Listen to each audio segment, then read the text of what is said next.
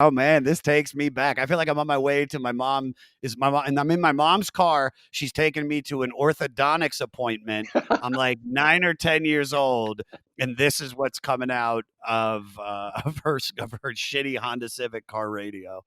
Oh man. Please tell me you have a better experience. Because listen, I am not at all gonna shit on this album because it isn't bad. What do But you mean it isn't bad? It's so good. It's no, how many you hits didn't. are on this album? This thing is a piece of gold. A You chunk didn't let of me. it. A You didn't let me. mountainside.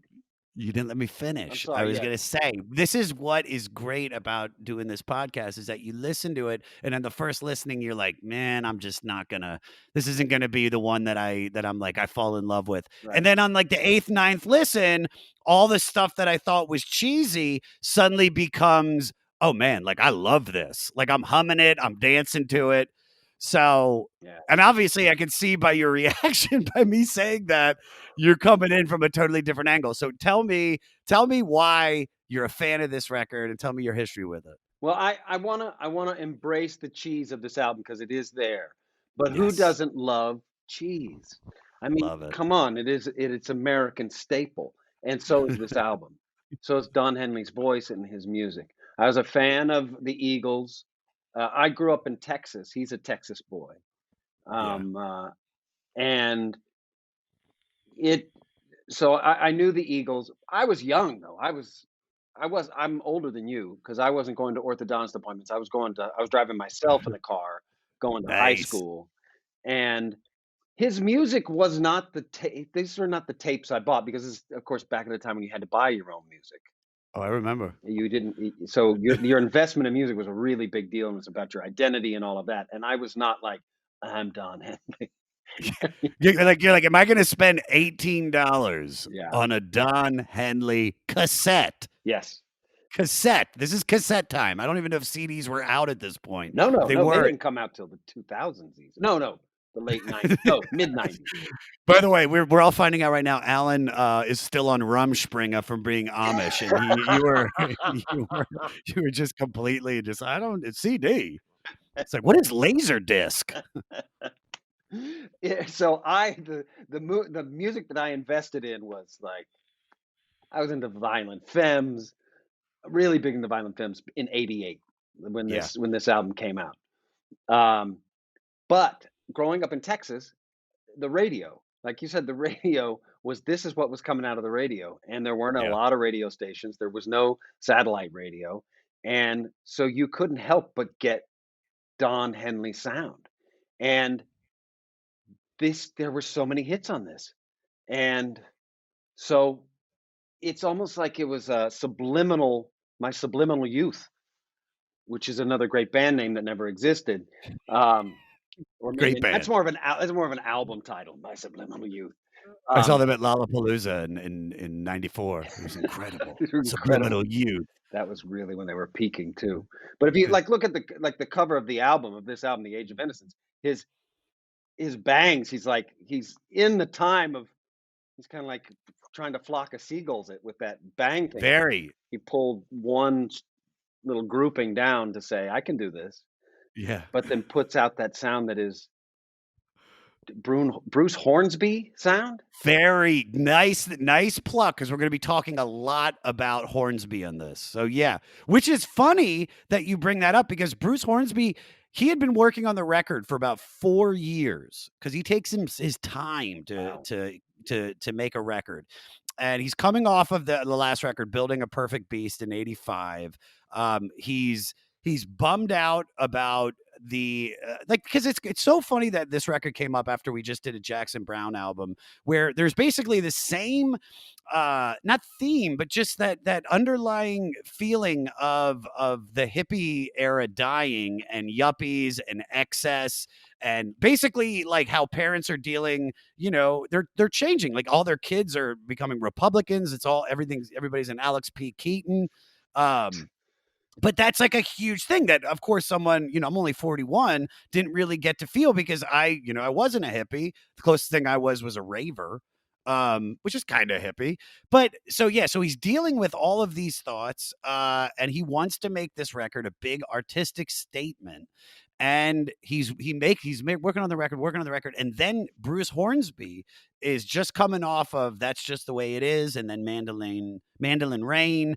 He wins Best New Artist. He's on everybody's radar. Him and Don start working together, and this is what's kind of cool about this, is that this was the last song. End of the Innocence was the last song that they recorded.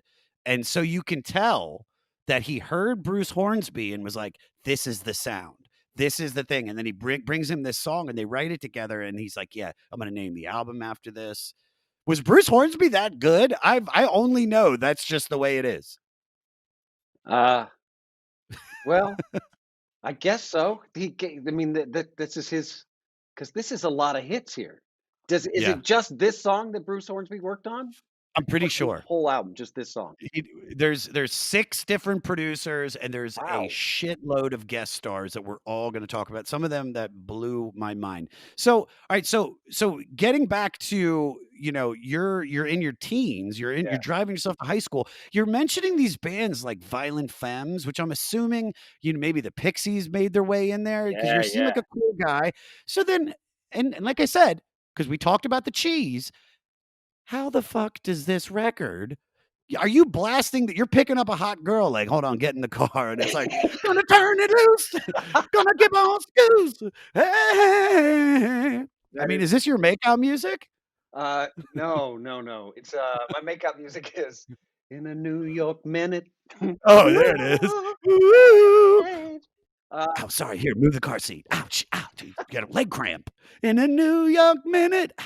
it's the stuff that this is not the stuff you make out to, it's the stuff you put on when you're driving the girl home, and Nice. it's just kinda make it feel all okay. The party's over, but you wanna feel good about what just happened. I know, I've had a lot of dates like that, dude. It's like, we're good, right? I didn't completely fuck this up? Alright. Yeah, it excuses So any fumbles, and makes it better. And so you dig into it in high school. So, like, how has it evolved? Like, I mean, do you love it now more that you've gotten older and you re-listen to it? I mean, tell me. I do, because I mean, this album has so many hits on it, Yeah. but this sound, like, it it bleeds into that whole time with Glenn Frey and Smuggler's Blues and that whole feel, that was going on in the '80s at that time, and I don't know, it's very innocent. There's no end of the innocence for me at that age. I think I still had a paper route, uh, Nice. so there was it feels it's Eddie Murphy as a huge movie star, and Yeah. just there's a lot of potential there, so it feels really good now. It does feel cheesy. I don't know why the saxophone. I love a good saxophone. Yeah. There's saxophones in here that looks like they took a sax. They sounds like they took a saxophone and processed it through a kazoo. Like, what Yeah. the shit? There's some It's like, weird. is this the music from Tecmo Bowl on Nintendo? Because that's the feeling. It's like he played that game and was like, that's the sound. That's the sound we need. The music from Contra. Can you get us that? Here's what's funny that you're saying this, because yes, my initial reaction was cheese, didn't think I was gonna like it. I've listened to the record 8, 9 times. I listened to it earlier today, and I was all the cheesy songs, I was like, "Dude, I love that." Like that saxophone, that Yep. I love it now. And I think you're right. You kind of do have to accept the cheese. You understand that this guy, Don Henley, has made incredible music. He's around 41, 42 is when he's making this. There's the themes of everything that we talked about prior, the Hornsby, the yuppies, the excess.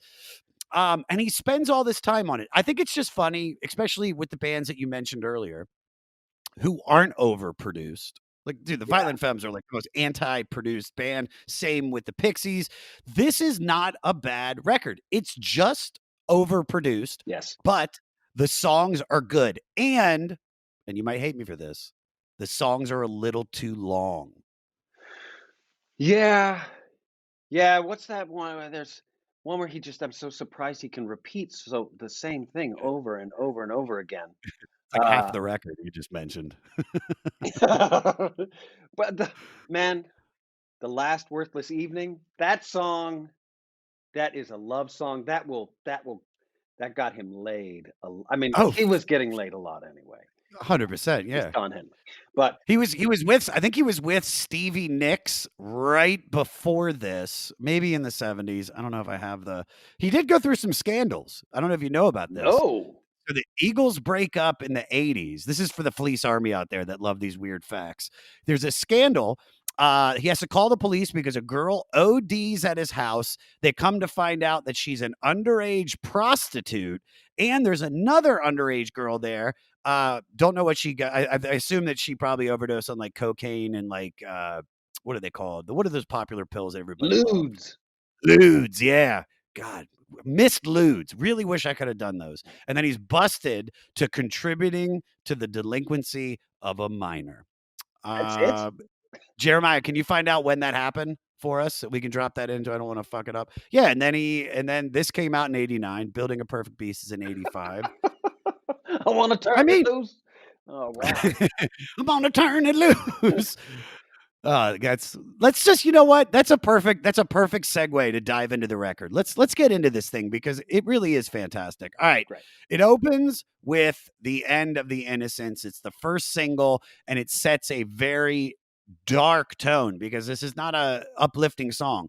So it's co-written with pianist and songwriter Bruce Hornsby, who with his backing band The Range had recently won Grammy for Best New Artist and had huge hits with That's Just the Way It Is, and he had two big records. And it's funny that he did work on this record because the piano in this sounds very Hornsby. Jeremiah, play the opening.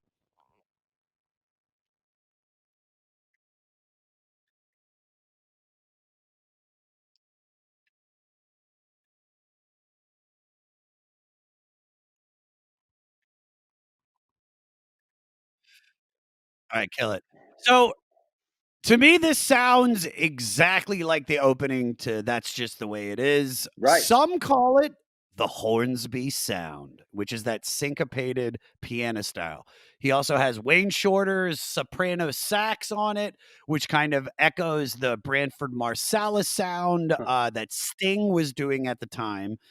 And although it starts off to personally be about what we lose as we mature, there's no mistaking the political implications of what America was wising up to, especially in the line, they're beating plowshares into swords for this tired old man that we elected king, which is a twist on the Bible phrase from Isaiah 2:4 that described the end of times, and they shall beat their swords into plowshares and their spears into pruning hooks.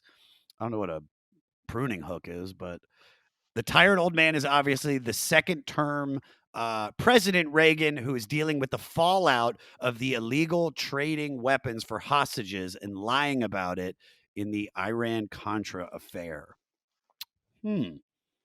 Thoughts? I wouldn't have thought that he was a big Bible guy. That's great. That's just some great lyrics, man. I Yeah, mean, dude. definitely not a Reagan fan. But yeah, that definitely that stuck out to me too. The thing about the old man, tired old man who we elected king. Is that what it is? Something like that. Yeah, yeah, yeah. You're nailing it. It's funny because like I mentioned earlier, man, this song does just take you back to the late '80s. And, it was, I mean, for me, 9, 10 years old when this came out, I mean, it's really, that was my most innocent. You don't have taxes, you're not in debt, you don't have to deal with women yet, you're just Yeah. like just living, and it's all about Ghostbusters and Transformers, and it really does. Like this song is there it deserves to be the title of the album. It does set up everything. I mean, the album doesn't sound exactly like this after it, but it's such a great song, and it just brings back so many memories. Thoughts on the song? I think there's also a creepy first album, especially or the first group of lyrics there, knowing that he was with underage prostitutes, about where he's talking about Remember, it was so beautiful about when the days were long and you rolled beneath the deep blue sky, mommy and daddy standing by. When happily ever after fails, uh, and we've been poisoned by these fairy tales.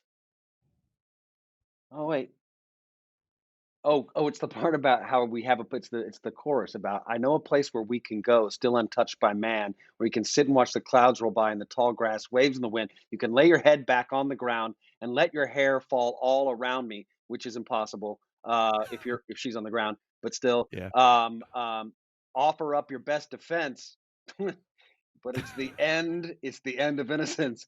So what? She's her best defense at what? Don't do it? And he's like, "I paid you. The money's on the dresser. Shut it." What are you gonna do? Call The the money's cops? on the dresser. Listen, I paid for an hour. If I finish early, we're playing Jenga. Okay? That's how this goes. So can you move can you scoot it over a little bit, Jeremiah? Because I can't. It's like our faces are blocking it.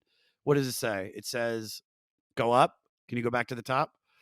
Uh the night before Henley hosted, can you move it over? Because I can't our faces on Zoom are blocking it. There it is.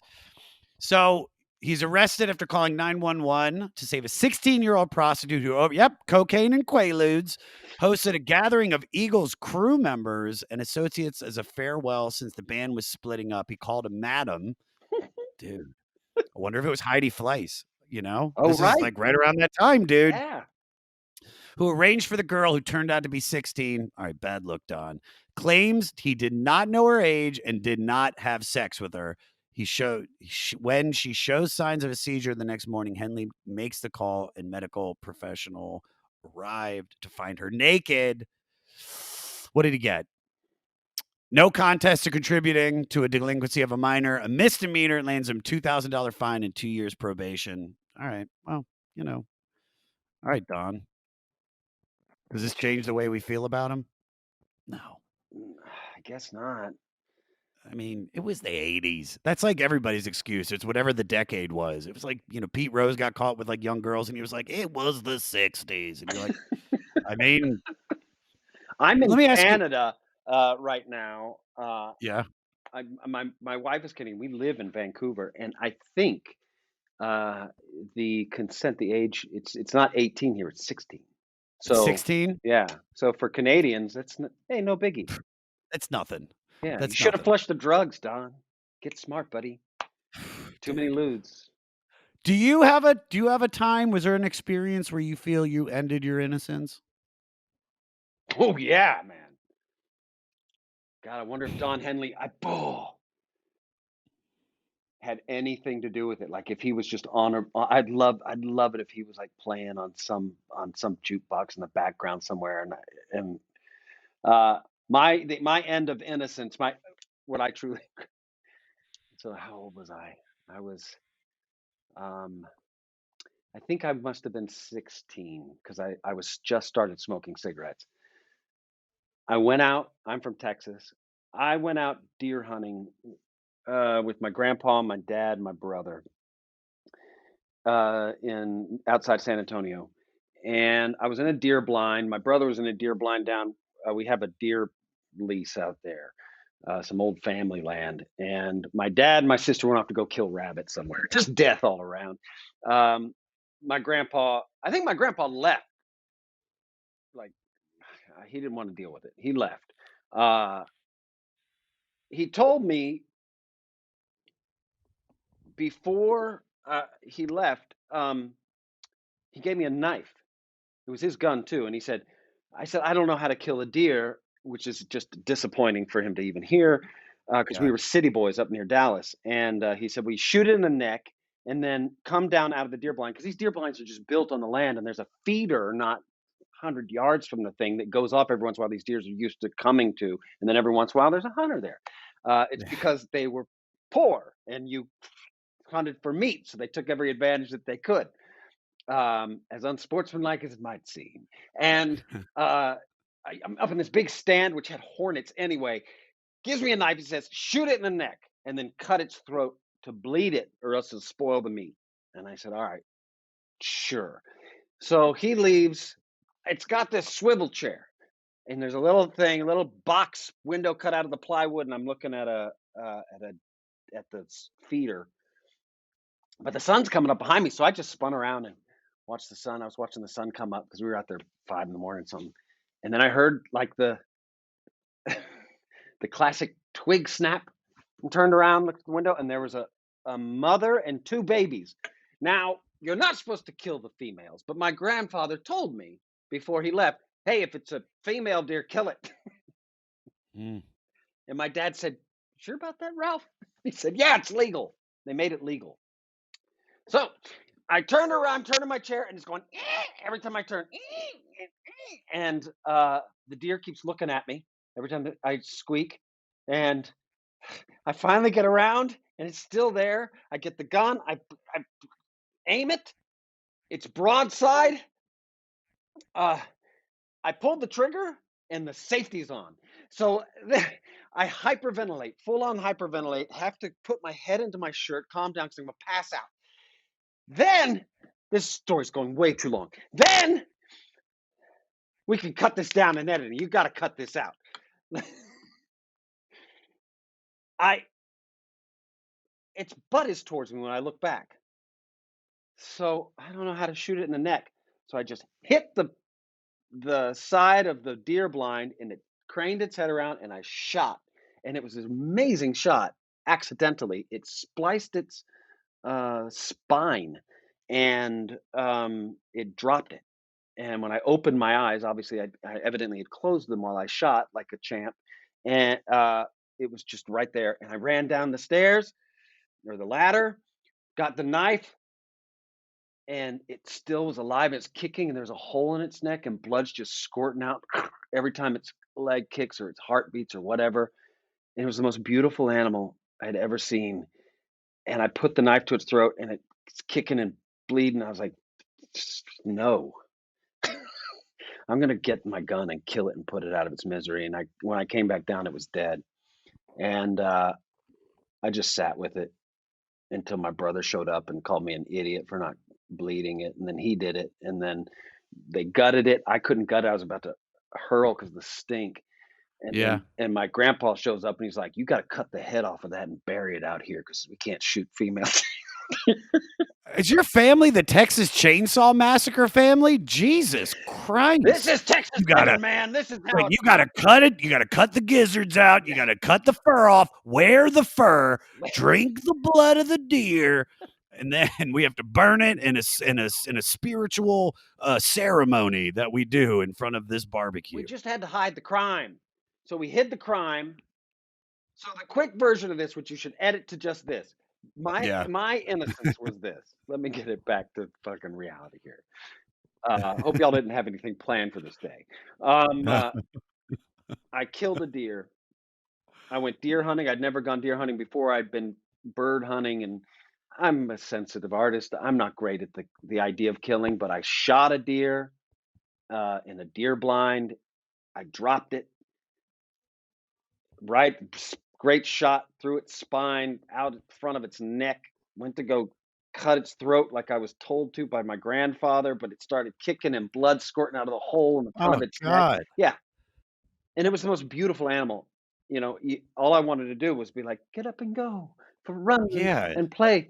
Um, but I went to get my gun to shoot it in the head to kill it, put it out of its misery because I couldn't slit its throat, and it had died in the time it took me to get my gun.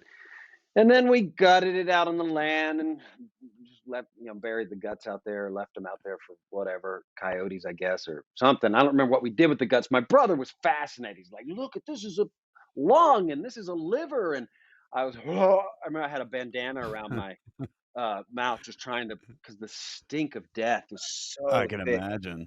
Then we brought it back. We cut off its head and buried it out there because it was evidently an illegal kill that I had been instructed to kill. Anyway, I take no responsibility, even though I Henley's did lawyer. all of it. Yeah, where's Don? Yeah, you need some of a Henley lawyer. So then I skinned it. My grandmother was so proud of me. My grandpa, we took the skinned carcass to some bar somewhere, which had a walk-in freezer with a ton of carcasses in it, and we hung it up in there. And then we went in there. So I'm 15, 16 years old, and my grandpa's like, "I'm buying you," and starts buying me beers. So Nice. I've killed something, and now I'm drinking at the bar, and the bartender comes around. He says, "Hey, that T-Bird out front that's got 2 flat tires, it's been out there for 2 weeks. I have a T-Bird just like it, but my driver's side window, somebody busted it. So if you steal the window out of that T-Bird, I'll give you 20 bucks." And I said, "Well, I don't have any tools." My grandpa said, "Well, here's some pliers." And What's your grandpa is a degenerate. dude, Jesus. it's what is called an outlaw, my friend. It's called I a dig it. desperado. And so, went out front. Also, I should also say, turned out my grandpa owned that bar. Like he was that kind of guy. We're like, "Oh, you own this?" But anyway, um, so I stole it. I ripped out the interior and pulled and got the guts out, clipped the wires, pulled it out, sat it on the bar, got 20 bucks, got drunk, and I killed Did you get something. laid? Did you get laid that night? No, but I did smoke cigarettes and then threw up all over Oh, the place. dude. I threw up everywhere. Outside they lived in a mobile home. Out in the back of their trailer, I just erped all over the ground, and uh, there was a purging. Um, I was 16, so there may have been masturbation in there somewhere. So I'd like to Sure, sure. probably. I mean, it's You know. more than likely that did happen. That was the end of That's my. That was that the was day I feel like I became a man. it's also the day you found out he's like, "Dude, grandpa is crazy, dude. He's living in a trailer and this bar is gorgeous. Like, look at this bar. He's investing all the money into it." It was I called a no, beer 100 joint. Out in Texas, they call them beer joints. 100% that 100%, like, I could see, like I don't think I've ever killed anything like that, and I could imagine being 16 years old, and that's, like, such, like, a gentle, delicate age where it's like you're not a man, but you're still kind of a child, and you're right in that sweet spot, and then to have to do something like that. Have you gone hunting since? I haven't killed. I would go duck hunting. I Okay. decided duck hunting was cool because you had to get in camo, and they're really smart. They're really hard to kill. Uh, You're like, "Yeah, dude, I want a I challenge, want not this yeah, boring ass deer." yeah. So we'd go poaching on some people's land, me and my buddy Davey out in Southeast Texas, uh, around Thanksgiving time. It was good Texas fun, man. There's a lot of illegality, Oh, yeah, from my dude. in my youth. It was like, if it wasn't a little bit illegal, it wasn't as fun. Oh, dude, breaking the law in your teen, there is nothing better, nothing more exciting. If because chicks dig that too. You know what I mean? They don't want you to be they want you to have like an outlaw vibes, Yeah. just not like, an actual like, record. But even if you have like a light record, they might like that as well. Yeah, and teenage girls would love a record. I feel like it isn't Yeah, until dude. they get into their late 20s that they go, "Oh, wait, this sucks. Yeah, Can dude. I get the sensitive, more sensible guy?" But now that's what you are though, which is so great. Yeah, So, yeah. unless you're still a fucking maniac that we just don't know No, about. no, luckily I left that maniac behind, but, I definitely didn't get girls. I was just a maniac. I was the I mean, Were you a big theater I had my own End of Innocence with that as well, but she was actually a pretty badass chick. Uh, dude, good for you, bro. Well, I guess in what? 1988 She's here right now. We're when bringing her out. She comes out. when this album dropped in 1988. I was 17 years old. That was it? That was it, man. She was there was a club called Oz, which is really gay. But at the time I didn't know that. And it was like a club for young people. So 12-year-olds. So when I was 12, I Yeah. went to this club, and there was this really hot chick who had shaved head on both sides and anarchy symbols drawn into her head. And it wasn't until years later that I was at a Tony Hawk skate contest down in Houston, Texas, with my buddies, and there's this skater chick, and her name was Mary, and she's a badass. She was a skater. She's tougher Yeah. than me, and Oh, we started dating, and the night that the night that it happened, it was at her house. Her parents were gone, and there was a picture on her dresser, and it was of the girl from Oz, the club, and it was Mary. And I was like, "This is holy shit!" That like it all came together. Like you're the girl I had a crush on when I was 12, and now 5 years later, boom, on the bathroom Dude, floor. even better. Even better. Dude, And now I can what only have sex in the bathroom, which is makes maybe sense. weird. Yeah. Makes sense. I have the same thing. Nickelback has to be playing when I have sex. It's the only way I can maintain an erection. I don't know how, but dude, that is first of all, that story way sweeter Right. than you murdering a deer. You're right. Second of all, same thing, dude. Heather Rogowski. I asked this girl out Oh, every day in middle school, and she always said no. And then years later, on my 20th birthday, I was at a club and I run into her and we hooked up. And it was just like you said, like that I can't believe like this girl that I had a crush on when I was so young is now like I'm in bed with or on a floor with. yeah, So, dude, Alan, man. dude, we're right here, dude. We are right It's here. I that don't is know if that you is can one of see the me doing beautiful that. that's a beautiful thing to happen in life because that is that feels like God's hand, God's hand. which is what God's was a move hand. that she tried that night. That's what she called it. That's what I Oh, call I've done a God's hand before. and You this ever is done a God. Zeus kneecap? I don't Oh even know what I'm no, saying. All right. this is How the devil's bad thumb. Hey, how what? how bad do you want it? All right. Second song on the record. Oh yeah. We talked about this sound earlier. This song and this sound might have the greatest instrument we've ever come across since starting this podcast. JT, play it.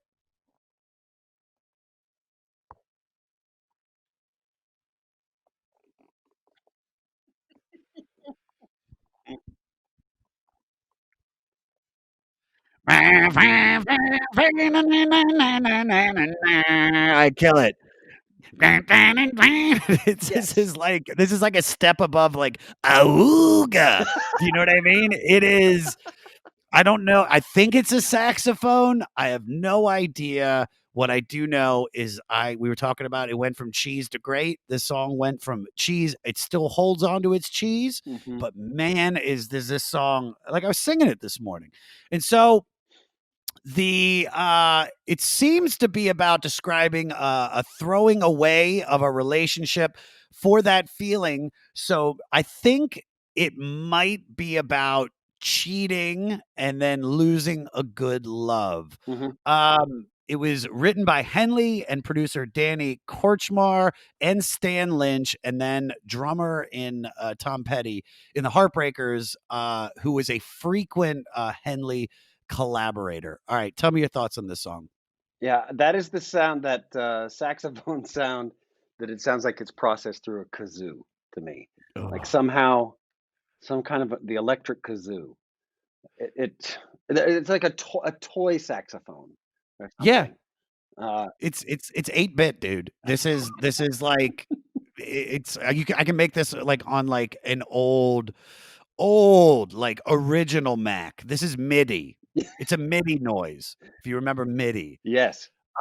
Were you listening to this song in like the late 80s and early 90s? Were you fucking with this? If this came on the radio, I would have turned it up for sure. I like the cheese. I lo- I love this. It's got the repeat of how bad do you want it, and then it switches it. Well, that's not bad enough. I like. I'll go for that. That's really good Y- stuff. And yeah. I liked Melissa Etheridge during this time too. I think that was '88. That again, that's not Come as to my window. yeah. I drive past that song. That whole album. I actually love that album. Yeah, But I mean, there's something beautiful about cheese. You know what I mean? Especially when you know it's cheesy. Like if we were just like, no, dude, that's the greatest sounding saxophone since John Coltrane. And the vibe of this, dude, he's a fucking badass. We understand. Henley has a loft of hair while the rest of it's in a weird ponytail. He's probably got on a jacket with shoulder pads. He's Yes. dressed like Melanie Griffith from Working Girl. Do you know what I'm saying? Yep. That's exactly the look.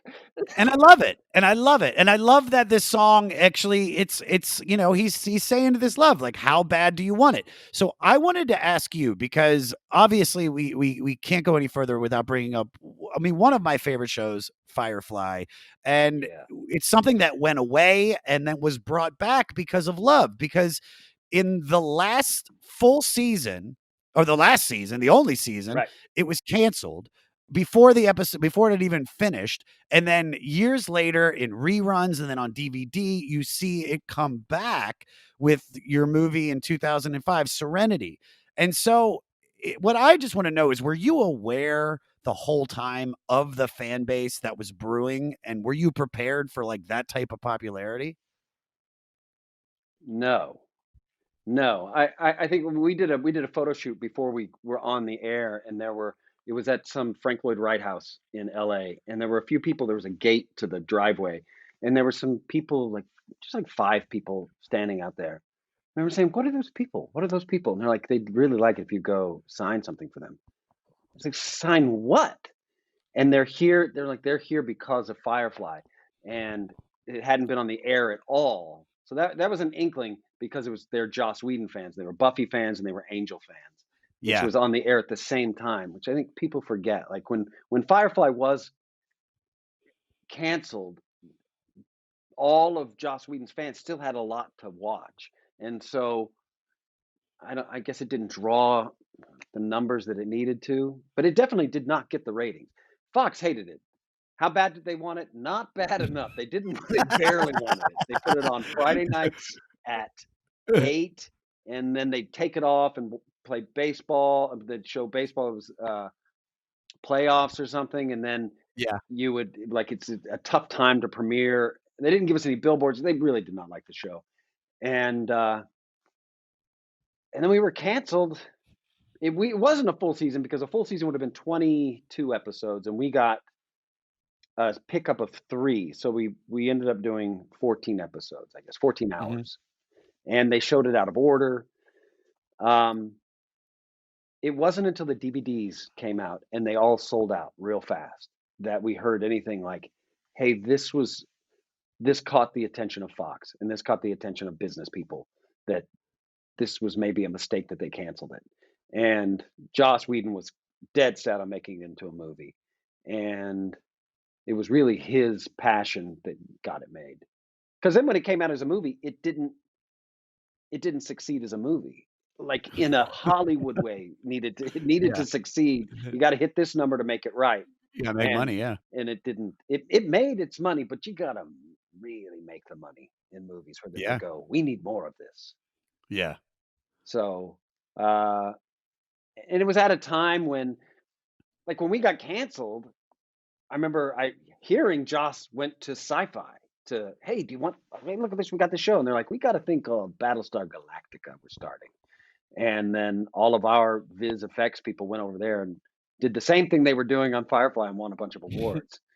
Um, but the fandom came from the cons, when you go to Comic Cons. But Yeah. there's a lot of little ones. There's not as many little ones as there used to be back then. Back in the early 2000s, there were ones that were run like, it's so carny. It was so janky. There were I remember riding up in an elevator with somebody with a cardboard box. This was in Atlanta, full of just loose cash, and they're just like dead eyed going up in the elevator. There's so much money changing hands. There was so much grift. It was a crazy time. But I met a lot of fans, and it grew and grew and grew. And then after the movie, it just, I don't know, because once people got to see it, the feeling was it was such a good show. It certainly should not have ended, because you could just think of so many different storylines. Anybody can think of storylines for Firefly. It just worked. Um, Yeah. and it brought about, I don't know, it had humor, the way it played with humor. Uh, you see a lot more of that in sci-fi now. It wasn't going on as Yeah. much back then. So it's become a staple for all sci-fi nerds who kind of want to come in and be nerds. if you say, "Have you watched Firefly yet?" And if you say no, you're like, "Dude, what are you even come on." Yeah, That's like telling that's me you why haven't listened to Age of the Innocence by Don Henley. That is a my spanker, baby. DH. Come Come on. on, man. Dude, that's what's so funny about Hollywood is just they give up too quickly, especially with TV shows. They give up too quickly, you know. Dude, I'll tell you something. I went into a general with NBC in 2013, and they were like, "So what ideas do you have or whatever?" And I even said to them, I was like, "You should bring back Night Court." And they kind of like laughed me off, like, and I was like, "No, I'm serious. It's a great show." Blah blah blah. And then we talked about my career, and guess what, dude? They're bringing back Night Court in Yeah. 2020. Am I a producer? No. But do I feel good about it? 100%, dude. I'm I'm living it. All right. Moving on. I will not go quietly. So this is an interesting song. One of my favorite songs So on the album for sure. is it? Okay, I don't know if you know this, but this rages with both middle age angst and as a reaction to the breakup with his fiance. Ooh. And this is the shit that makes me just trip out about this record because I wouldn't have known it if it wasn't written right in front of me. Who better to join Mr. Don Henley than his raging label mate, Axl Rose? What? Yes, dude. So keep this in mind. Axl is in his 20s. He's soaked in controversy. GNR is at the height of their fame. You wouldn't know it, but Axl's singing backup. I'm going to play two different parts so you can hear it. So JT, play the chorus.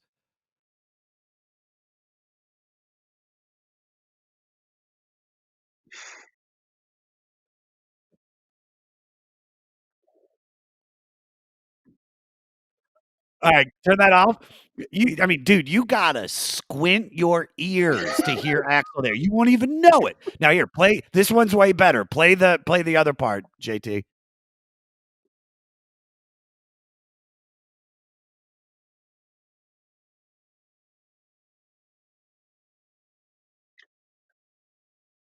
Yeah. Kill it. Yeah, Yeah, dude. yeah. Dude, kill it. He's like, I will not go quietly. Oh, God, I would have never thought. I just would have thought that was some shitty effects pedal the producer put on. You know what I mean? If Because you that's what really they were doing. if you really squint your ears, you can hear his footfall as he's doing Yeah, this dude. classic What- Snake S move. He's like, all right, Don Henley, here we go. Wow. Can I do one of these? Wow, wow. And he'd be like, no, that's a little too much, Axel. Dude, what a badass treat. I mean, the people in the dentist's office listening to this while they were waiting had no idea they were being force fed rock. I Yeah, love it. So yeah. this is your this one of your favorite songs on the record? Yes, as a middle-aged man, this I really now it's hitting my angst, my Yeah. middle-aged angst, which I How haven't. old are you? I'm 50 this year, man. Dude, this is what I hate, man. How hard was my life that I'm 42, 41, and I look older than you? That's the shit It's that pisses me off, man. no, it's the gray in your it's just the gray. You gotta God, I gotta, just once yeah. you shave that off, it just brings that out the years just start coming off. I'll look 8 minutes younger if I shave it. Although I 8 minutes. I want to call out that 50 is not middle aged. 50 is definitely over middle age. I'm not going to live to be 100. I don't want to live to be 100. I don't want 50 to be my middle. That's ridiculous. I don't want Yeah, 50 no. more years. Jesus Have Christ. you gone through a midlife crisis yet? Uh, sure. I don't know. Hell, I don't know. I just got married 4 years ago, so That's dope. I'm late blooming. I guess I bought a motorcycle a few There years it is. a few years There it ago. is. Yeah, it doesn't seem make my I bought a Ducati. I bought a Ducati. My first Okay. bike All right. was a Ducati Sport GT. It was made for racing, track racing. It had been tuned up. It was I had no business being on that thing. Now I have Yeah. a Triumph Bobber, which is a lot There it is. yeah. That's a nice 50-year-old motorcycle. It's a cruiser. What are you Yeah. doing, Alan? Come on, man. You're not getting a rice rocket. You're not a rice rocket. An Italian stallion. I don't even know if that's what they call Ducatis, but it's We got to call have them some cool yeah, name. pasta rockets. I don't know. Like an arrivederci machine. A ragazza. A Her gabagool. name was Right. Caramia. She was a beauty. Oh, it's amazing I didn't kill myself. It was so fast. that Just scares me because I want a motorcycle, like I do, but I'm so afraid that, I'm just such a bad driver in a car, you live in LA? that I do. Right now I'm in Maryland in my mom's house, if you haven't noticed by the Oh, pretty. decorations behind us. Very nice. Yeah, it's old Jewish woman home right now. I'm killing it, dude. I'm killing it. But I've gone through my midlife crisis, so I get it. It's not 50. It's definitely I'd say 38 is when I started like having my like mid I was like if I'm lucky if I get another 38, What'd you you get a know. did you get, like, a tattoo? Or you what is I've already had oh, you've these. got all kinds of tattoos. You know what I did? You know what I did? I started going to a spiritual guide Mm, and I started meditating and beautiful. this year I was supposed to go, I'm like super into it. I was supposed to go to India and then I had to cancel that. I was going to go on like a spiritual journey for about a month in India and then I was going to go to Peru and do ayahuasca. But, COVID. So instead I just took mushrooms in a field here in Maryland and called it a day. I was like, it's pretty much the same shit. No shaman, but the cop It's did a say better something. time, the mushrooms. Ayahuasca, it's evidently, I've never done it, but it's a lot of purging, and it's a lot of awareness and brain opening, but you Yeah. don't it's not That's fun. what I'm saying. But that's what I'm saying is that my midlife crisis, I don't think is going to be buying anything. I think it's just preparing for because much like you, I don't want to live to 100. I'm at 41 and I'm really in the best shape of my life, but that's like you look in the mirror the way that you were like, dude, I'm 50. And it's like I look at you and I'm like, dude, you're a young dude. You look young. And then I look in the mirror with the gray and you're like, man, it's like I feel like I'm 60. Like I look and I see a 60-year-old, but I feel like I'm a 22-year-old on the inside. And then I eat heavy carbs and I can't maintain an erection. So, There you I that's don't know. that's when it That's when it all hits you out the window. The out the window, dude. twenty-two-year-old feeling goes. It's like I'd have sex with you, but you want to meet at 3 a.m. and I'm going to be asleep by 11. So I don't know what to tell you. This will be your last worthless evening. I promise you, this will be a worthless evening. Excellent. Um, so this was a song that you talked about at the beginning. This is the second single. It's co-written by Don and Stan Lynch, again with multi-instrumentalist John Corey, who also produced it. And Don is laying it on this girl thick. And this is gonna blow your mind. Supposedly, the girl in this song that shoots him down is Michelle Pfeiffer. Ooh.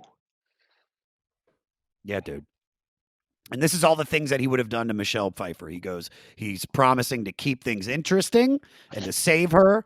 He says he's being a sensitive victim. He's pulling the old nobody understands you here but me card, and he's telling her life's short, so she better get with him quickly. Peter, play the chorus. Wow.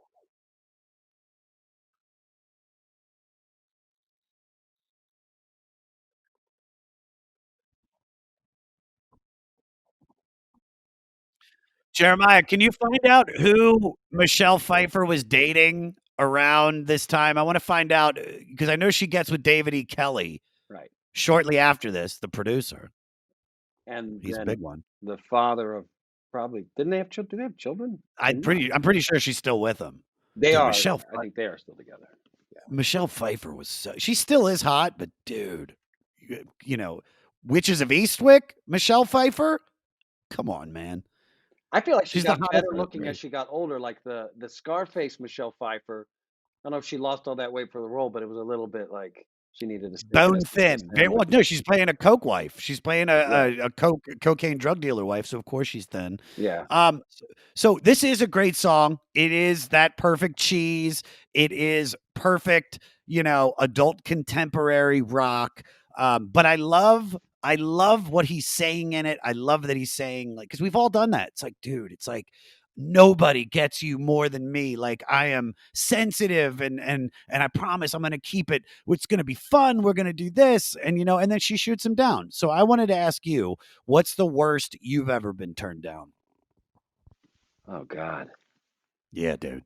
What's the worst I've ever been turned down? Been turned down so many. Worst I've ever been turned down.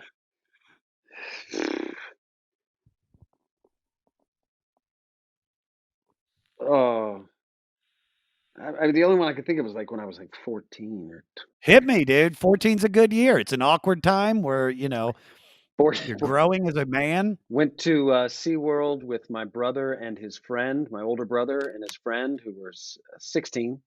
And we met three girls at SeaWorld that they were away from their parents. We were away from we were on our own because they were 16. And I got paired with this one girl, and they got their girls. We walked around. They went and sat down on a bench with their prospective females and started making out. The girl looked at me and went, "I'm gonna go find my mom." Oh! Oh, I hate her. Oh! I don't like that girl.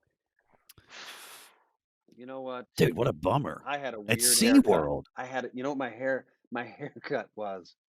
All my head was shaved except for my bangs, so I don't blame What? her.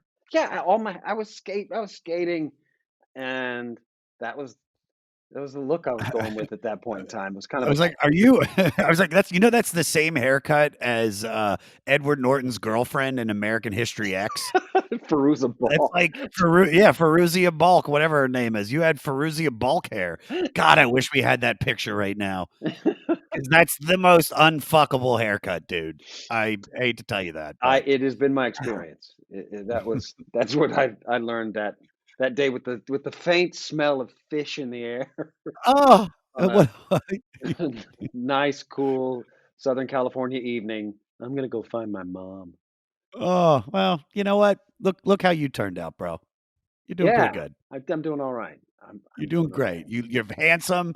You're a Right. good-looking guy. You're 50 and you look 38. Exactly. Something You like got on that. the expensive Apple AirPods. Those don't fall out of your ear. No, That's a they. real. What are you pulling up? Do we got a picture of them? What do we got? I Michelle Pfeiffer. Let me see it. Go full screen, Jer. Peter Horton. Oh, Who's for Peter some reason. Horton? Find out who Peter He's a Horton is. writer. Yeah. Oh, the Oh, director. it's the dude from 30 something. Yeah, he's now a really big director. So all right, so she had just gotten out of a marriage to Peter Horton. God, that's a dude whose career, like, he was killing it.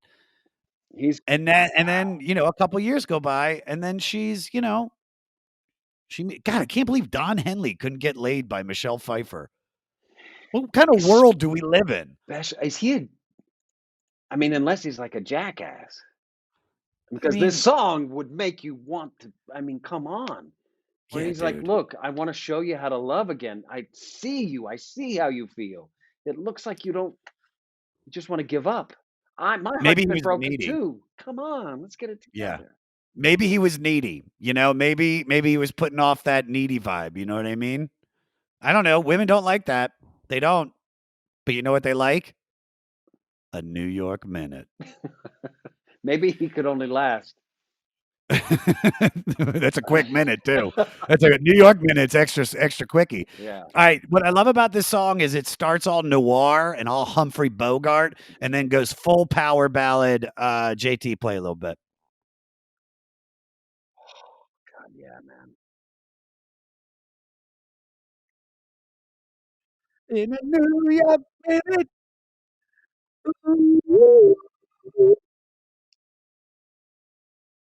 I kill it. Here's what's ironic about this song. It's about a New York minute, about how life it is quick and there's drastic life changes, and yet this is the longest song on the record. I'm pretty sure it's at 6 minutes and 22 seconds, Oh my god. which this was one of the longest hits of the year. And I'd actually found maybe later. I think I found like all the other songs that were super long. Oh, Freedom 90. That was one that's in at like 7 minutes. Um, so cool things about this song. It's composed by keyboardist Jay Winding and guitarist Danny Korchmeyer. And they were asked to write this song in a way to capture the atmosphere and essence of New York in the late autumn or early winter. Nailed it. Think so? Late autumn, early. Yeah. Late autumn. That's a good, dude. That's the best time to be in New York. It's either so I'd say from October till like the end of November, Thanksgiving, and then you can't go back until like May. Yeah, when it gets That's when I go. and it's springtime in New York. You don't think you nailed it? I feel like this is that feeling. This is I don't dislike this song at all because when it came on, I had no idea this song was on the record, or even like I didn't even when I heard it years ago, I didn't even know that this was the title of it or that Don Henley did it. And then when this came on, I was like, oh, I know this one. Like I got excited. I was like, ooh, I know this one. This one's good. Here's something really fucking cool about it: the a cappella gospel vocal group singing backup, Take Six. Do you remember them? I remember the name. See if I can find a song by them real quick so I can pull it up. Candy It'll be bar. quicker. Take Six. No, that's a take 5. Ah, Take 6. Here, hold on. Here we go. There's gonna be a lot of editing in this podcast, but I'm fine with that. Well, looks to me right now, it just looks like they do all Christmas music because that's what's popular right now. Let me see if there's one. God rest ye merry gentlemen. Jesus, what a wonderful child. What's in this one? Hold on. This was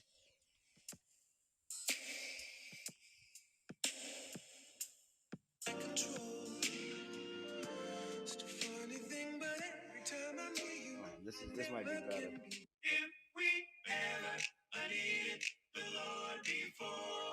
great gospel. There's got to be a song that we've heard. Grammy Award for Best Jazz Vocal Album. They're like the Black Manhattan Transfer. That's the shit my dad listened to.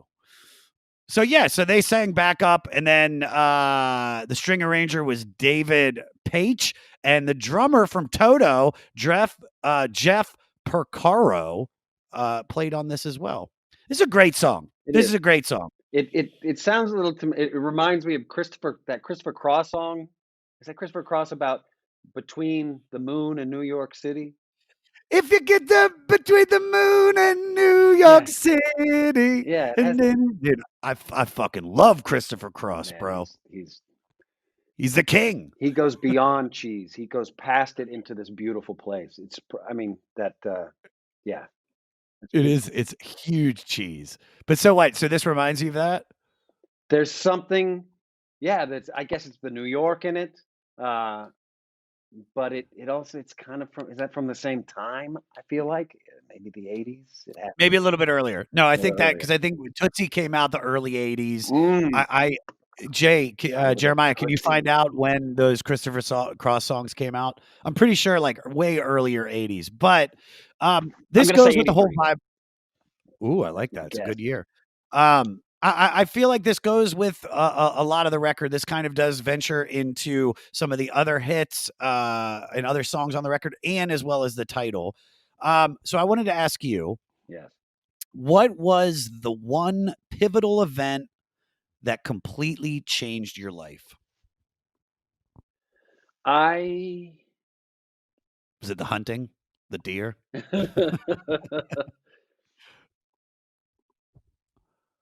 It's either me going to New York City from Texas to go to audition for Juilliard. That certainly changed my life because I got in. Oh yeah.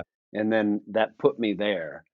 Or once I finished Juilliard, I did this. It's kind of this.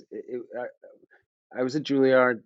They had a playwright program, and I would do any reading with any playwright, like whatever you guys need. If you need an actor to read anything, I'll do it. And so this director or this writer, David Auburn, who ended up winning the Pulitzer years later for Proof, had me read this thing. He was auditioning for this playwright summer festival in New York. There's a lot of them in New York in the summertime, new plays that are happening. It's like this workshop thing that happens where a lot of plays come from, and this testing ground. And they didn't take David's play, but they took me. I got a call and said, "Hey, do you want to be in this thing and do a reading with David Strathairn?" I was like, "Yeah, great." So I did that, and They said, there's another play here we want you to do with Alan Zweibel called Bunny Bunny. And I did a workshop for 2 weeks after that.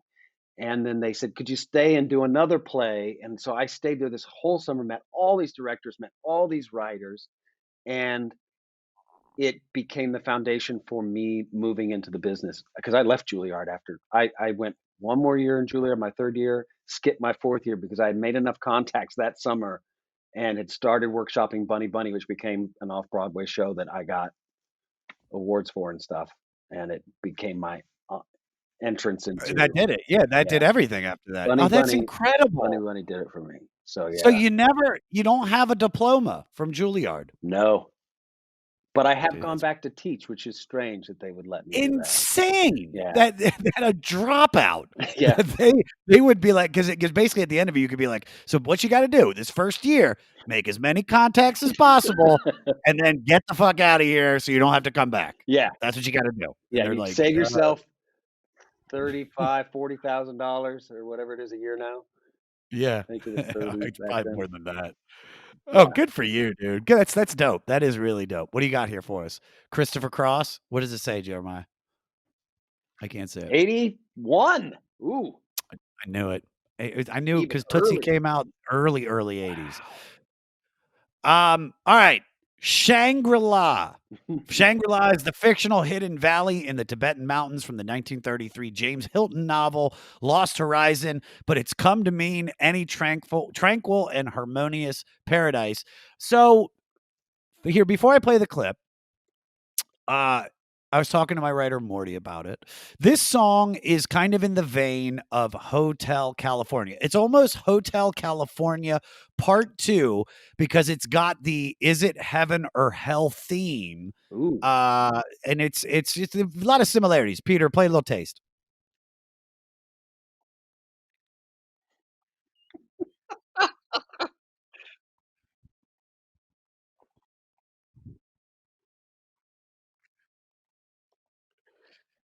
Kill it. All right, yeah, this is definitely like the most sexual song on this record.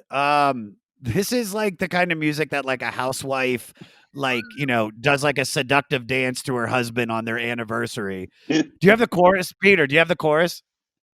Can you play a little bit of the chorus or you just have the clip that I pulled? Oh, I should always put the chorus. You know what? That's the most sexual one. I'm guessing he's talking to a lady who came to LA and found out how shallow people are and now has to adjust her priorities to survive. Thoughts on this song, Alan?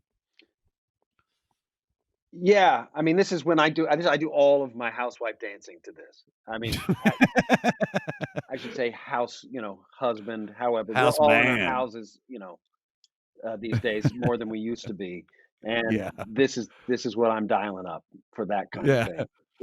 It Go ahead. not my favorite song on the album, but yeah, this how is this I did not it's the follow-up to Hotel California because of its themes. Because of the theme, not because Right. of the sound at all. Right, right, right. At all. Hotel California is one of those songs that's, and trust me, Hotel California is cheese. The Eagles are cheese, but they're good cheese. They're really, really, really good cheese. And I love Hotel California. Actually, Bill Burr still owes me because I know he's not listening, but I'm going to tell him I said this. He still owes me a performance of him playing drums as Don Henley on my show, The Goddamn Comedy Jam. I've begged him to do it. And he will. But I love that song. But that song, Hotel California, is about, is this real life or is this person dead? Are they trapped in hell? Is it purgatory? Um, and this is kind of the same vibe because LA, and you might agree because I'm going to ask you about it. LA does have that it's the most ridiculous place. It's so beautiful. The people there there's no real substance to most people. There's not saying there's not artists, but LA is kind of like a make believe fantasy land for some, and then it's also a hell for so many others. Yeah, So you moved to LA later, right? Because you went to New yeah. York first, then you go to LA. So what was your first thoughts about when you first came here, and what was your like wildest early experience that kind of showed you what LA had to offer? Whew. I resented it early on. I really I just I condescended to it more. Sure. Coming from New York, I definitely had that LA actors don't know what they're doing as far as the theater is screwed up. You're allowed to they have double casts on certain plays so that if you get a commercial or a TV spot, you can leave the play, which is just sacrilege Yeah. when it comes to, I mean, because theater is so serious in New York, and there's really great theater in LA. Now that I've done it, I've decided that or now that I've seen it, now that I've gone to see it, there's some really good theater. Um, but when I first got there, I would look at the sky and it was blue all the time and sunny, and I hated that. Yeah, me too. And I felt like I could, if I looked at it closely, I could see faintly made out number one, Brad Pitt, number 2, George Clooney, number 3, like, these it's just the ranking, and I was nowhere on any of that list. There was just didn't exist. I couldn't stand it. So I would always go Yeah. back to New York, and then on 9/11, I had a girlfriend in LA, and, Mhm. she said people in her neighborhood were stealing flags, from one another because you couldn't buy a flag anymore, but everybody wanted to show that they were had a flag after 9/11. Sure. And I was in New York for 9/11, and I called a moving company and said, "You can get the key from my next door neighbor, go to this address, everything you find in that apartment, put it in your truck and bring it to New York City. Screw LA. I'm never going back." And I got a apartment's worth of stuff dropped off in New York. Uh, about a month later, I feel like I had just hung everything like perfect. It fits. And then I got a call. You got the job in Firefly. And I moved to LA and I never moved back to New York. That is it's like once you get they keep pulling me back That's right. in. I stabbed it with my steely knife, but it just wouldn't bleed or whatever that line is. You couldn't kill the beast, Yeah, bro. couldn't You kill the beast. couldn't. LA is the beast, Yeah. and I get it. I think about moving out all the time, and I go to New York, and I'm like, God, I love it here and the energy. And then I go there in like February for a gig, and I'm like, yeah, dude, I love Los Angeles. Like, it's just all you got to do. And I think you probably agree with me. Is it's just if you just stay how do I put this?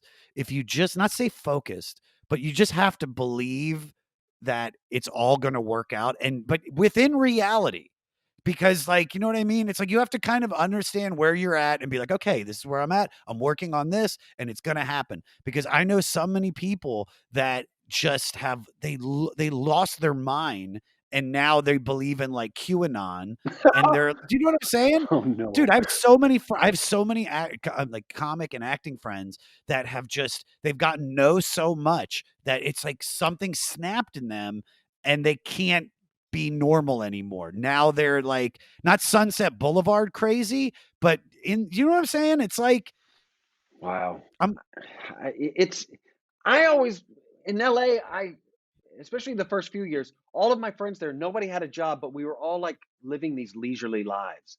yeah, And I was like, what are we doing? How is this even how are we sustaining ourselves? What's yeah. happening? This doesn't seem real at all. And I feel there is a place where people get if they stick around, because most of my friends that didn't get along with They LA didn't make it. Yeah. went back to New York, Yeah. which is not a bad place to go back Not at to, all. especially Brooklyn, because Manhattan now is Manhattan sucks. I don't know. That's my opinion. It sucks. I went down there. We were going to move back there. We had decided we're out of LA. We were going to move back, Yeah. and then everything in Manhattan. What the Manhattan we knew back in the early 2000s and the 90s and the early 2000s doesn't exist anymore. It's new. It like all of the West Village is just NYU. Yeah. Blech. Yeah, it's I you know what's funny right now there's a real sadness to it because they just re-shut down. Like I was there in September and they were allowed to, you were I think you were allowed to eat like at 25% indoors, but the energy's gone.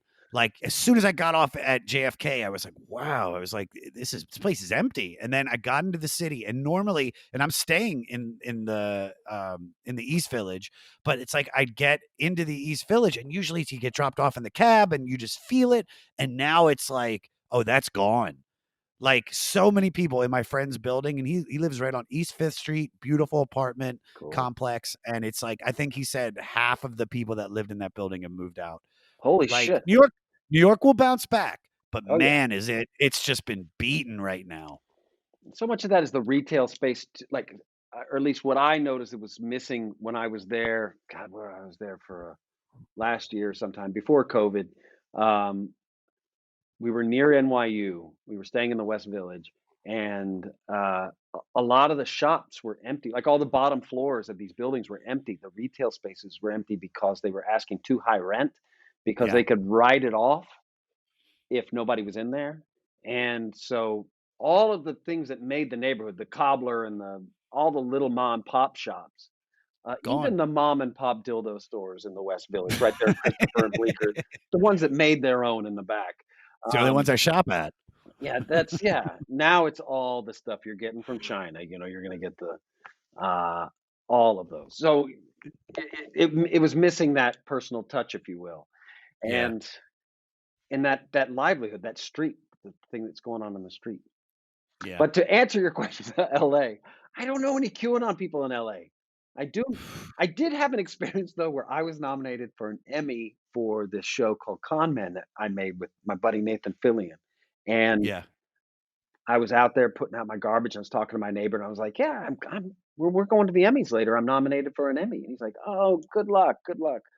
I've been nominated twice. I never won. My wife once. She didn't win either, but hopefully you get it. Yeah. Like, what do y'all do? We're writers. I don't know anything. Like everybody, it's just it's such a weird place that just your neighbors like, oh yeah, no, we've been nominated 3 times between us, and like, Yeah, well done, dude. buddy.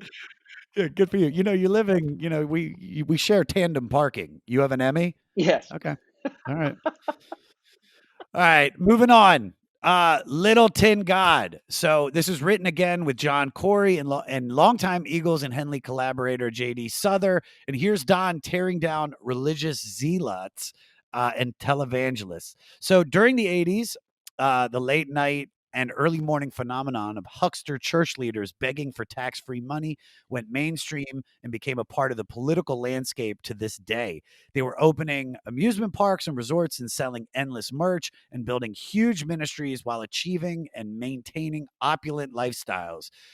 Evangelical TV kingpin Jerry Falwell bragged about helping to get Reagan elected president, while Pat Robertson started his own religious cable network and ran his own failed presidential campaign.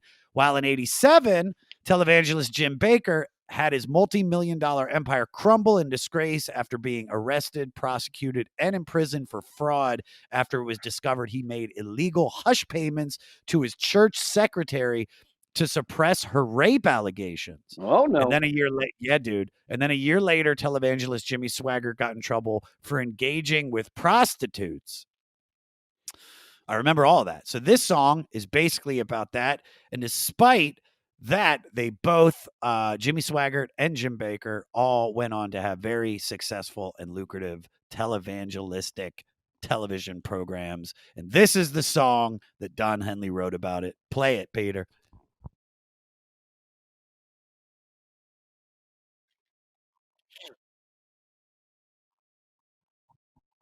Hate the time, but I never gonna get down on you.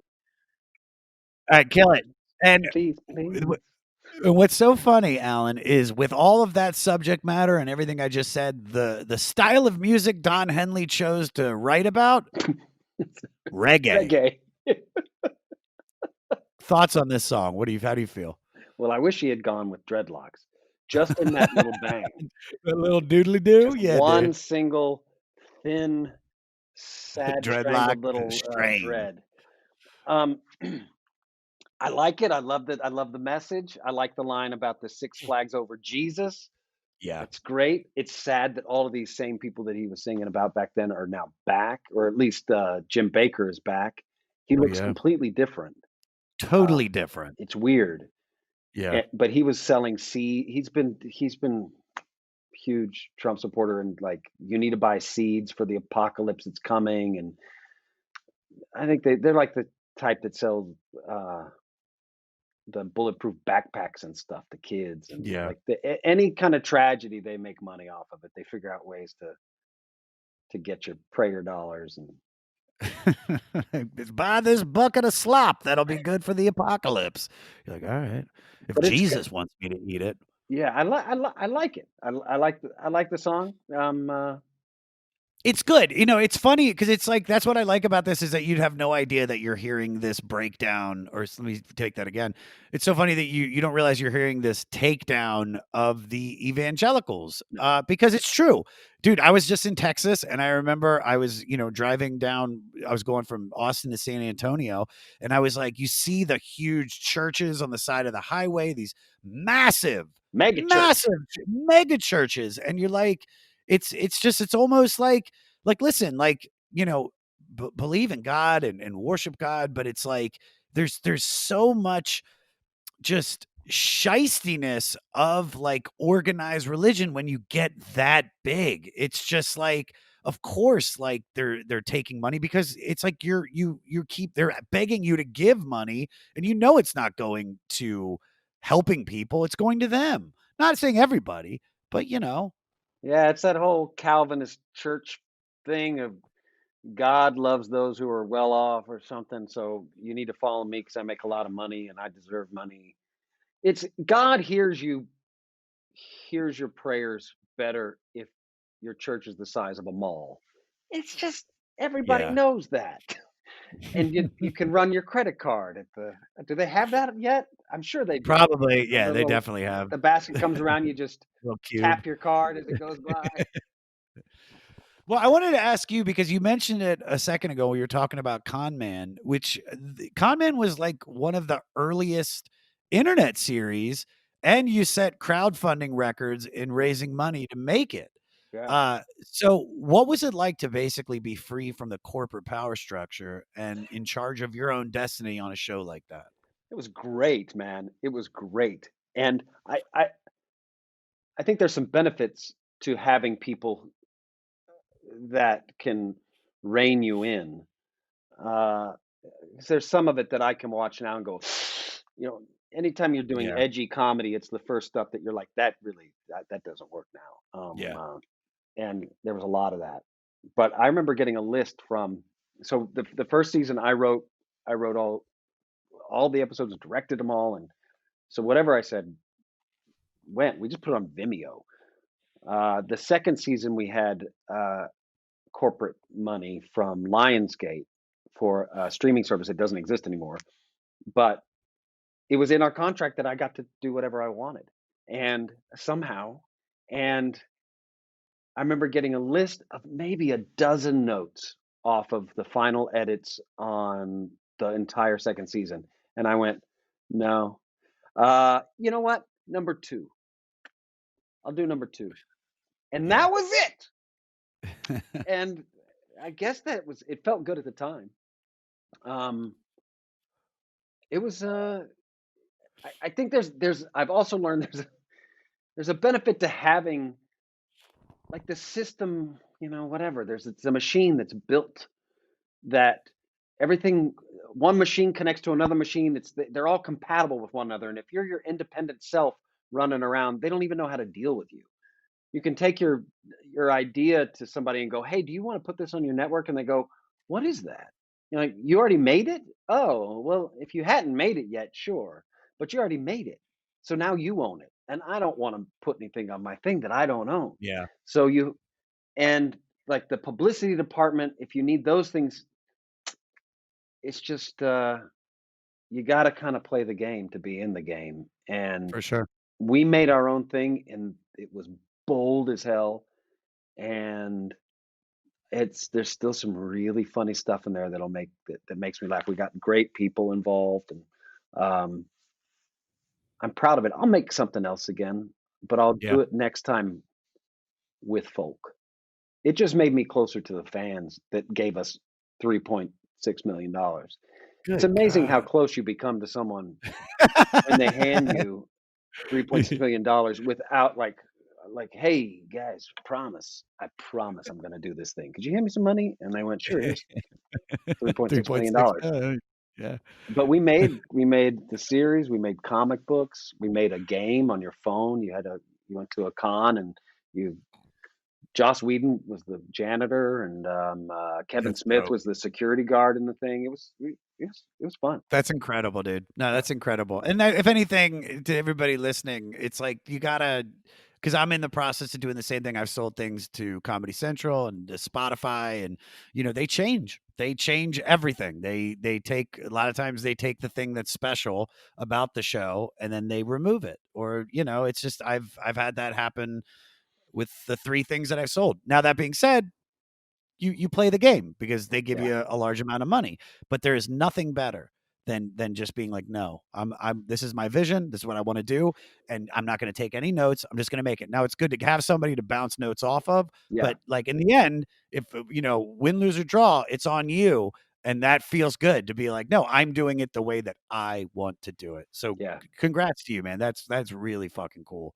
Thanks, man. And $3.6 million is nothing to bat an eye at. Yeah, it was very cool. One lump sum, one big check. It Yeah, they pay because it was a crowd fund, so they put in the money then. But then you have, I mean, the thing about crowdfunding you don't know if you haven't done it, the cost of shipping everything. Because what you're saying is, if you give us $20, we're going to give you a signed poster. So I signed 12,000 posters, and Wow. which takes a while. But it's like the box is like, oh, what did I agree to? Um, but then you have to ship them, and then there's spoilage, and then there's all. So it becomes there's a like $250,000 just out the window just to try to get things shipped, Yeah, and sure. there's a lot of stuff that costs money, but I didn't. I don't think I made very little money because I was one of those guys who's making a thing, and I'm like, I need it to be this. And like, we can't afford that. We need that one. I'm like, take it out of my whatever I made. Yeah, Take it out of that. I need this. Making my dream. yeah. So I didn't really make money. It really annoyed my representation. Dude, fucked up, Really dude. annoyed them. Dude, I love that you just said that. I love that. All right, give me what you got. So this again has the writing team of Corey Henley Lynch and production by John Corey. The movie Wall Street came out in '87, so the whole corporate rating, greed is good, ethos, and lavish lifestyles were in focus. To me, this sounds like the opening to L.A. Law, and it's got Don skewering the American dream of greedy excess through any shady deals necessary. And the part that I want to play, he takes this thinly veiled shot at someone that we might recognize. So, Peter, play 221.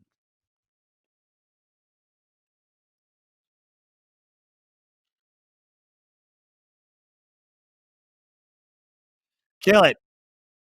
All these trumped up towers, they're just golden showers. Where are people supposed to live? Is this about the Trump P tape? And if so, how does Don Henley know that? Which my only guess, Don Henley's in the deep state. Oh That's what my they're talking god. about on that's what they're talking about on Parlor, dude. This is what they're talking about. Don Wow. Henley knew. I mean, it's because trumped up towers, golden showers. Yeah, that's amazing. Isn't that He cool? nailed it. Nailed Not it. I mean, Didn't nail this is Michelle like Pfeiffer, but he nailed this. He got for this sure, right. dude. It's a good song. It's a little cheese ball. Oh, something really cool is Melissa Etheridge and Edie Brickell sing backup on this. What? Yeah, dude. Wow. That's fantastic. That's Fantastic. fantastic. He gets the best collaborators. Oh, I like the whole gimme, gimme, gimme, the gimme. I want it, gimme it. I'm a big fan of the Beatles song "I Me Mine." I Me love it. Mine. It's the same kind of feel. That whole I never even would have thought of that. groove. 100%. 100%. Which is so funny because when we just did Let It Be too, and until I did the research, I had no idea it was just such an egotistical song. So nice pluck. All right. Mm. Track 9, If Dirt Were Dollars, Henley Korchmar, N. Souther wrote this mid-tempo rocker, which is the last of 3 songs about excess fame and broken American dreams. JT, play a little bit.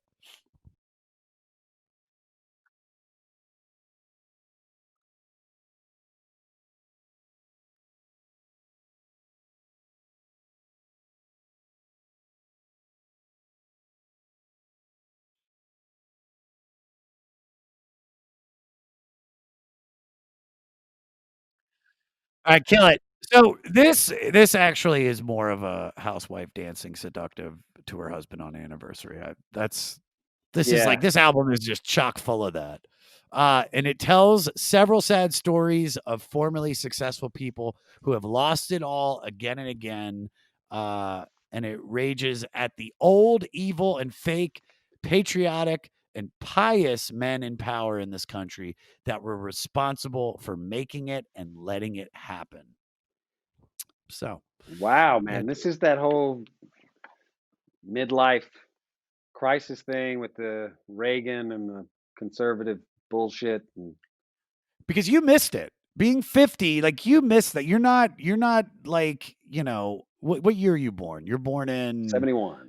71. Yeah. So I mean, the hippies were pretty much, I'm not gonna say they're done by then. I think they were still kind of, but you weren't old enough at all to like even experience by the time you were in your Yeah. teens. I mean, you're in the 80s. Yeah. So yeah, so it's like, I mean, I couldn't even imagine what that would be like to suddenly be like this flower child and then to suddenly be like, nope, it's all about money now. That's what a switch to like flip on and then be like, no, it's now I want a Ferrari and I watch Miami Vice. Like it's just insane. Yeah. Which Abby Hoffman killed himself, didn't he? Yes.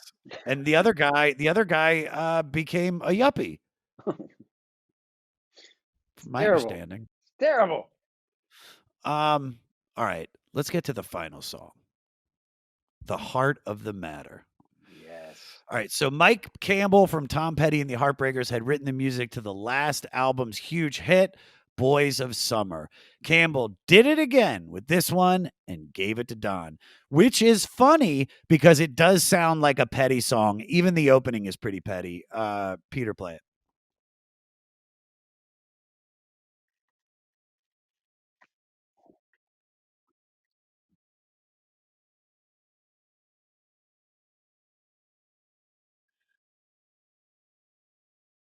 All right, kill it.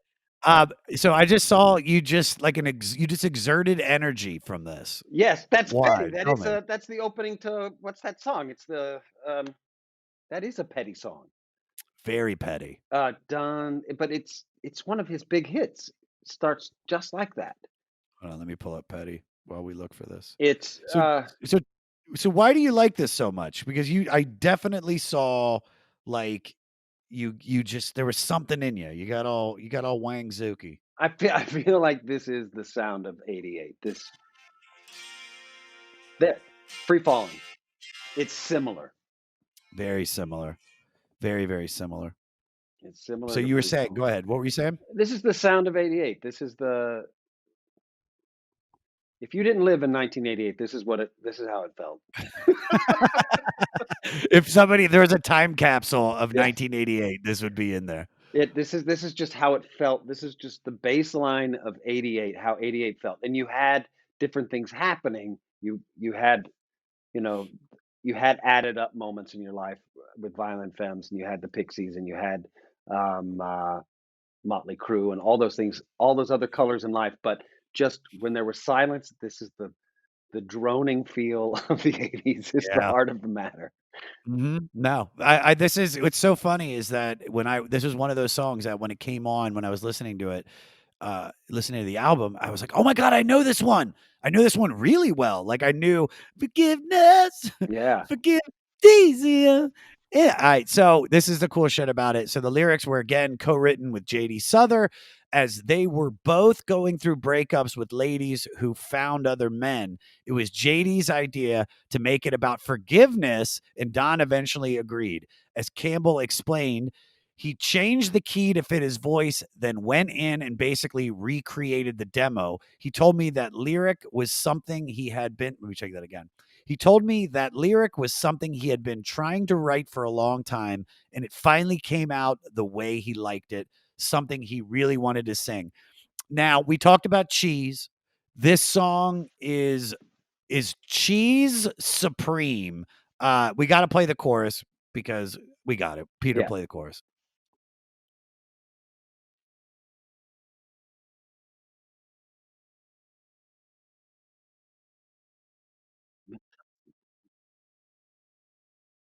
Forgiveness.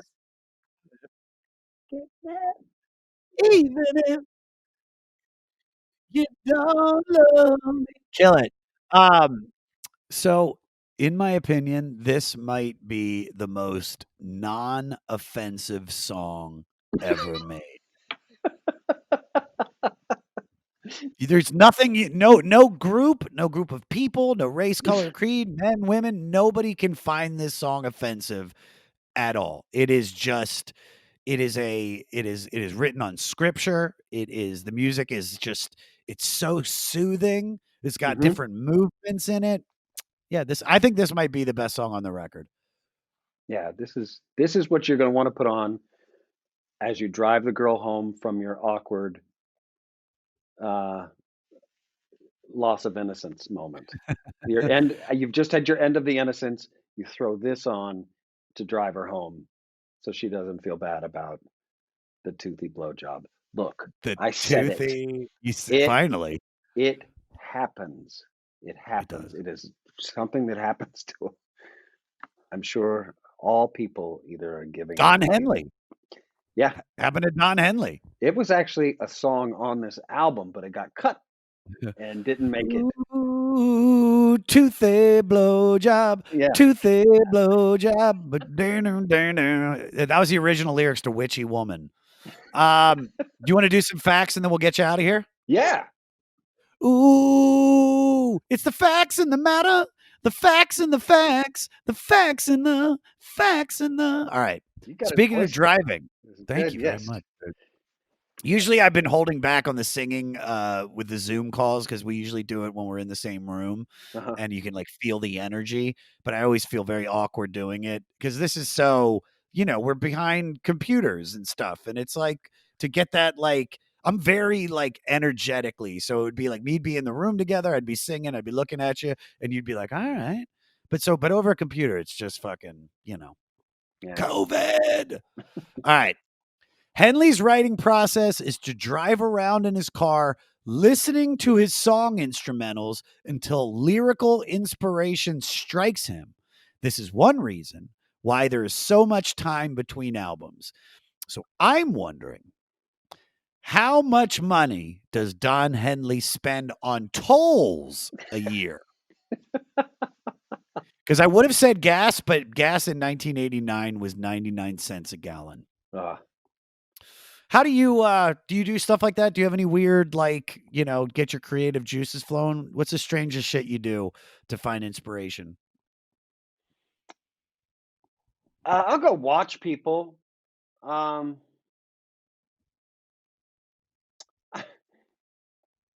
I don't know. When I'm working on something, if I'm working on something and I'm trying and I'm real if, whether I'm writing something or I'm acting something or I write really bad little songs for myself and my friends, if I'm but I think it's more of acting or writing. Yeah. I'm processing it wherever I am, and I'll find myself doing it out loud, in public. Whether it's a gesture or a moment or an idea about a line, I can be in the line at a grocery store and just say, "Oh, oh no." Like the idea of how to say "oh no," like I'd heard somebody say "oh no" that way, and "oh no, no, no, no." Yeah, and then realize I'm talking out loud, Yeah. and there's a moment of, "Oh, okay, hello, everybody." I just sort of try to pull it back in. I guess that's a weird process thing that it just comes out wherever I am. It's not just odd "oh no" sounds. Sometimes they're full lines. A lot of times it's just bursts of laughter. If I'm writing something and I think of something funny that I make myself laugh very hard Yeah. in in the middle of groups of people. Uh, That's an odd process thing, I guess. You said something though, you watch people. Oh, yeah. So is that more like you'll get the character and then you're like, "Wow, I feel like I get it, but I just don't there's more to it. There's more mannerisms." And so you go out and just watch people and then just go, "That guy. I can see him being that character and look what he's doing." It's more like just in everyday life with even if I it's lucky to have the character you're thinking of and working on and seeing somebody that has the thing you need. Yeah. But just in everyday life, if you see somebody who uh, puts their words together, mouths are really interesting. When it puts their words together like that, or they bite their lip as they talk, that then I can zone in on them and I'm fascinated and Yeah. watch them do it. And my wife's there. Look, watch. Look. Our waiter, when the waiter, we don't have waiters anymore though, comes back. That type of thing. Um, little, it can be scars. It can be just anything. And then when I'm creating a character, a lot of times those ideas come back. Oh, what about that thing that guy did?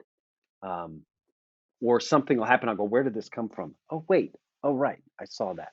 Yeah. Saw that on the Oh, subway. totally. Totally. I love that. All right. This is dope.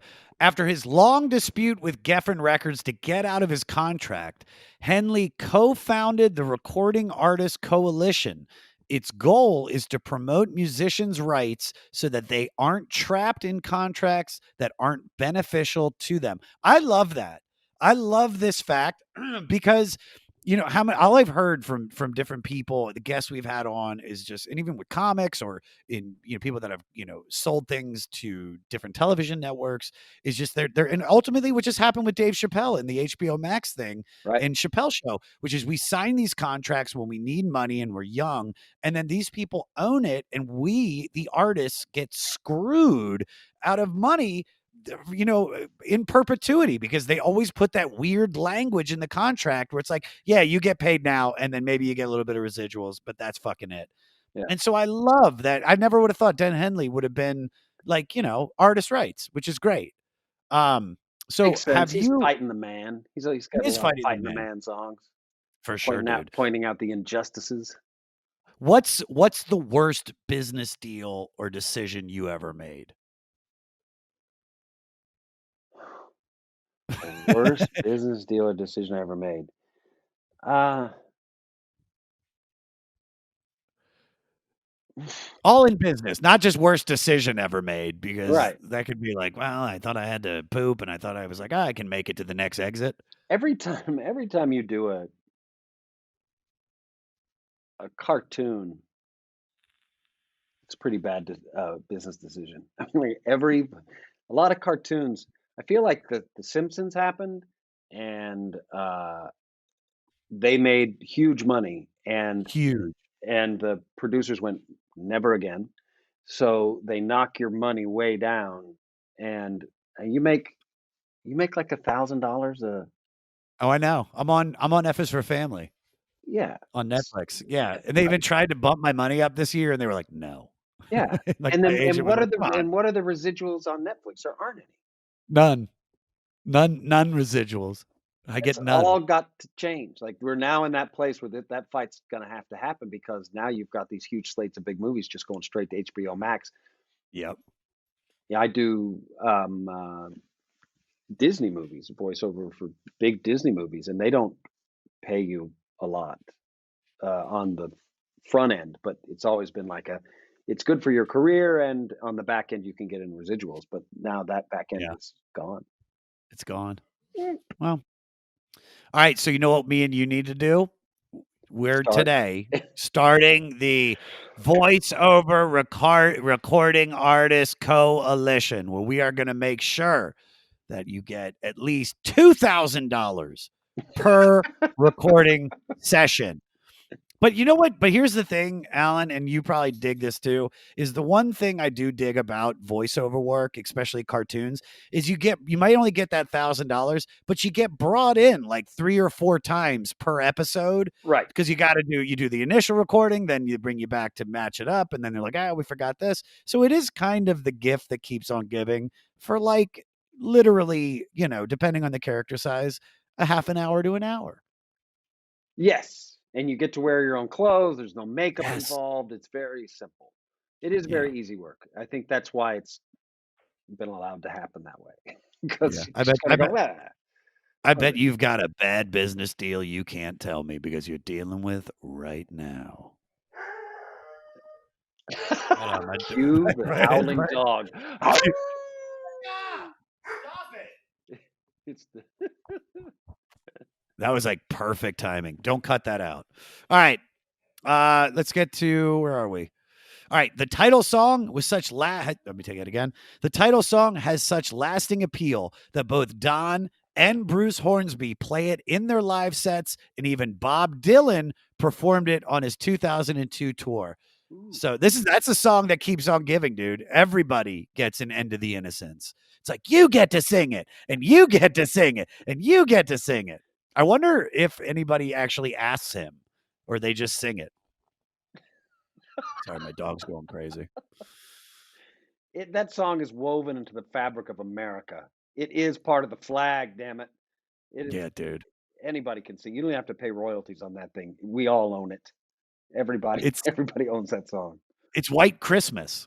It's like it's public domain. All right, last one. Hold on, let me see if I want to read that other one. Well, here, this is a good fact. New York Minute and The Heart of the Matter were added to the set list of the long-awaited and nearly not happening Eagles reunion shows a few years later. They had been broken up for 14 years. I remember that. I didn't realize how big of a deal that was when Hell Freezes Over came out, that Eagles like acoustic thing. Because I'm literally just became an Eagles fan. I mean, I've known them, but like now I'm a fan. Whereas, Yeah. like, so when that whole reunion came out, I was like, all right, well, who gives a shit? But now I get it. So many people gave a shit. I still haven't listened to it. Was it good when they came back together? I think so.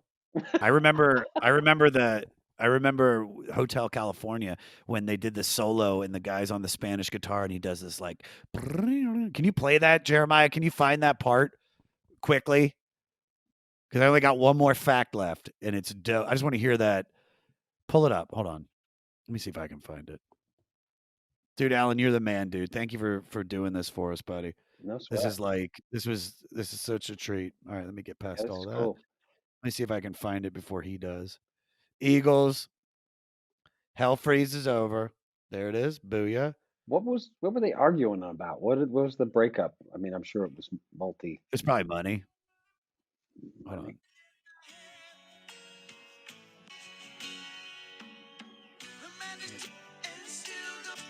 Here it is.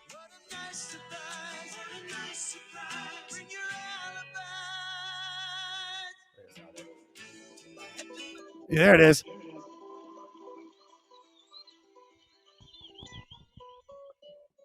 Oh, Oh, those tribal beats. That's incredible. Jeremiah, I also hear my voice doubled. Check.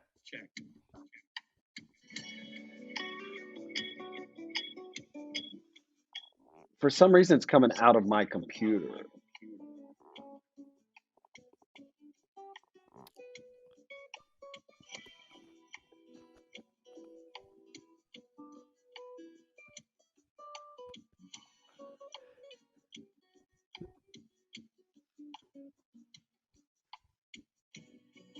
Oh, all right, that's enough.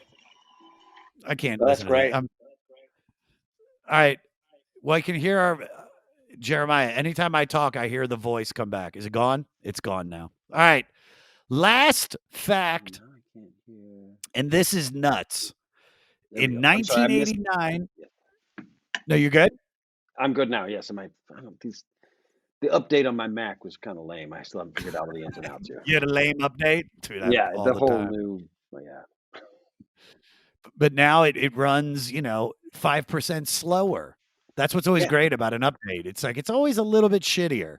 yeah. Because whatever they stuck in there. All right, last one, and this is nuts. In 1989, former Eagles guitarist Joe Walsh wanted to play their hit Desperado during his appearance on the Acoustic Songs and Stories show MTV Unplugged.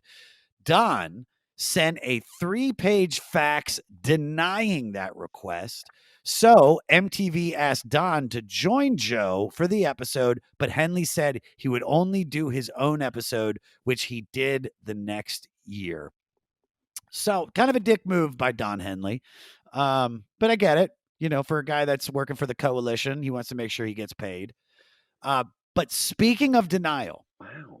and I know you've alluded to this before, but can you please tell us about your abbreviated stand-up career and what ended it? A man named Ray ended it. He was drunk before the show. I was performing. I was 18, not 18 or 19, performing at the Holiday Inn bar. The bar attached to the Holiday Inn in Jacksonville, Texas, Cherokee County, which at that time in 1989 had the highest incest rate in, I think, the country. Was that's what we were told. I don't know, by everybody just knew that fact from around there. Um, it's true. Um, let me go back. Here we go. I was doing stand up at the Holiday Inn, at the bar and grill, sort of attached to the Holiday Inn in Jacksonville, Texas, East Texas, where I was going to school, and I was doing 30-minute sets. That was what I was hired to do. I got $50 though, $50 to do 30-minute sets, Sounds right. and so I had to write a lot and write a lot, write a lot, and so it was difficult. But I before the show, I was talking to this guy who was drunk named Ray. He introduced himself. He's Ray, and he was there with two women. And as I'm doing my show, he's sitting front and center, and I'm doing it, and it's not going great anyway.